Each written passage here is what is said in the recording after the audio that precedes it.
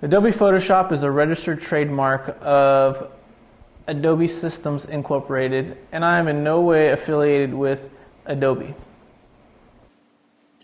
Okay, so on this tutorial, I'm actually going to merge the layers together. So what we want to do is merge these first four down. So I'm going to click on my little arrow key and hit merge down. Now as you can see, the shortcut for that was Command or Control E. So I'm going to hit Command E, Command E, and now we have ourselves our final image right here. And you can tell, the grass looks a little crazy, but that's okay. What I want to do is compare this image with our original. So this is our original, and this is our new.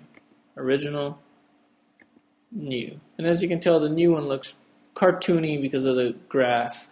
I'm actually going to go back in time, and I'm going to drop the opacity of my soft light a whole bunch because I don't like that cartoony grass look. Okay, so drop the opacity a whole bunch.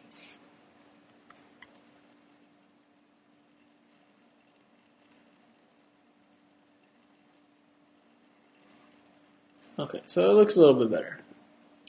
What we want to do to check this, as you can tell, it looks a whole bunch better.